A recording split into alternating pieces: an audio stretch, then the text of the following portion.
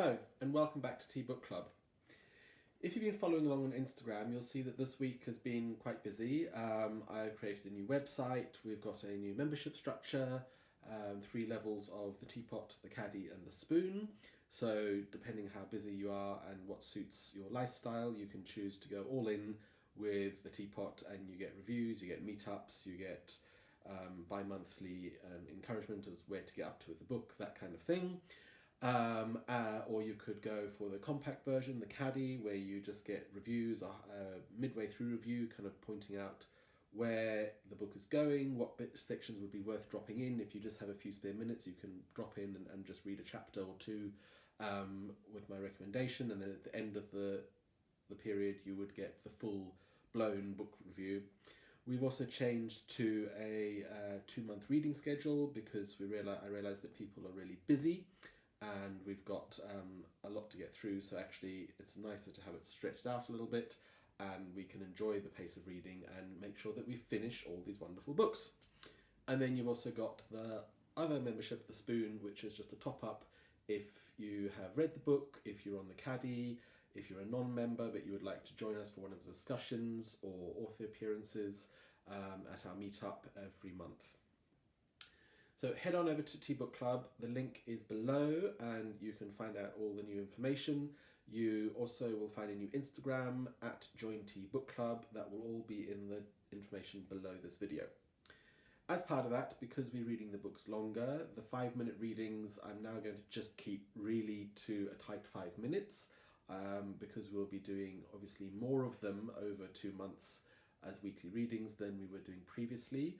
So I don't want to overstay my welcome with authors by reading too much of the books aloud. So we're just going to keep to a short 5-minute reading, which just gives you just a little snippet of where the book is going, and also a great place to jump into.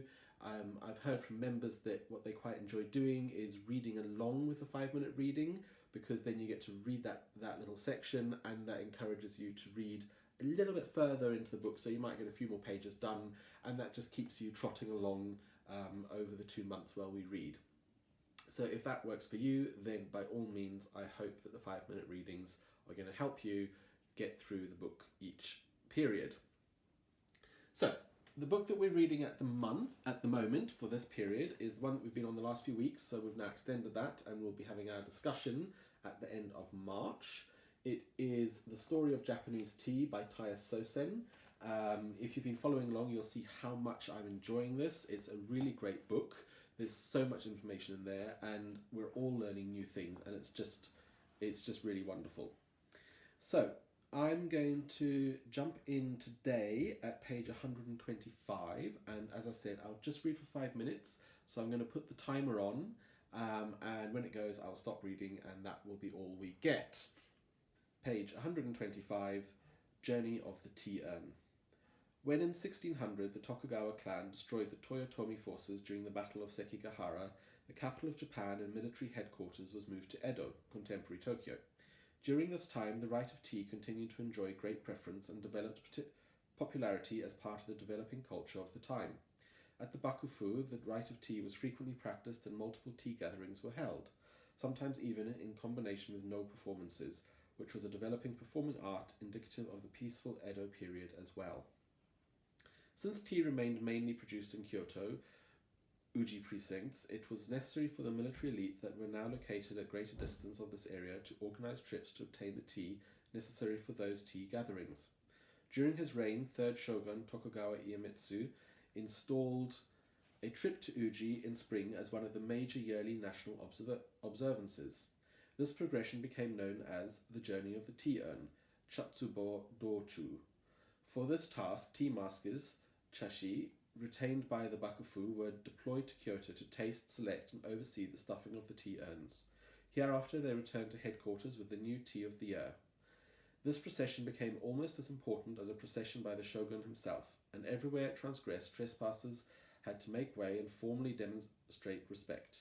It was customary to store the tea until the official ceremony revolving around cutting the seal of the urn in November, when the sunken hearth is employed as an indication of the commencement of winter. Until this time, the urns were stored somewhere along the way or later at the headquarters itself. cultivation. In order to understand the manufacturing of matcha, first I feel that it is necessary to explain the difference between matcha and tencha. The tea we consume in its powdered form is what is called matcha, but this term only applies to the tea as the final product. In the final stages of matcha production, the processed and dried tea leaf is ground into powder using a stone mortar. After the grinding, we speak of matcha. Everything that happens before this final grinding process is referred to as the production of tencha. Therefore, in the course of explaining how tea is grown and processed for the production of matcha, I will be referring to this product as tencha, as this is the official term for the raw material for matcha. During winter, the tea bushes pause their growth in order to cope with the cold winter season. From October until the beginning of spring in February, the tea bush accumulates nutrition from the soil in its roots in order to withstand the frost. When the days grow warmer and spring announces itself, the tea bush awakens from its hibernation.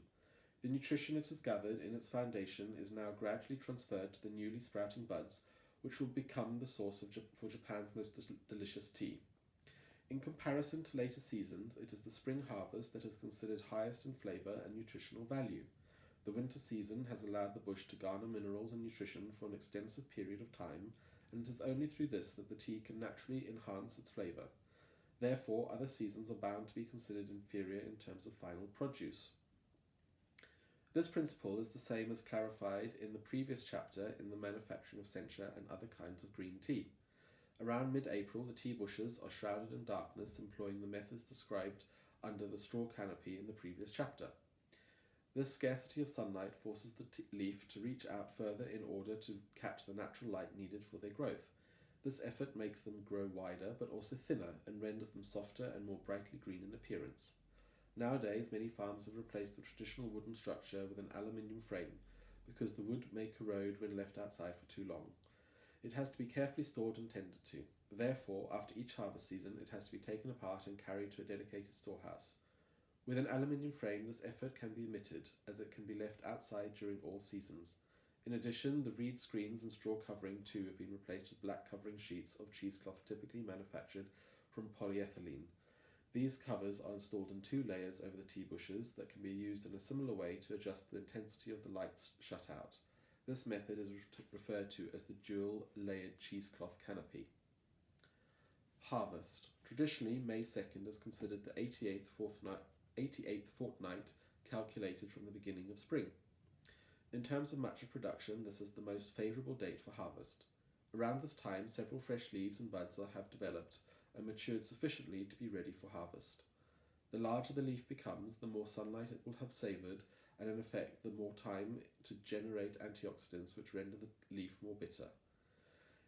It are only the top 2 leaves in a bud that are considered suitable for the production of high-quality matcha, and it is only the arduous task of hand-picking the leaf that can assure that exactly only these subjects are obtained. That is 5 minutes. If that sounds interesting and you've been enjoying this book, head over to TeaBookClub.org and see what we're about, and I hope that joining in with the 5-minute readings helps you to keep track of your reading and get through each book each month. Read along with us and enjoy the book, because there's tons of information in here, and it's really interestingly presented, and it's a lovely way to get into Japanese tea. Thank you.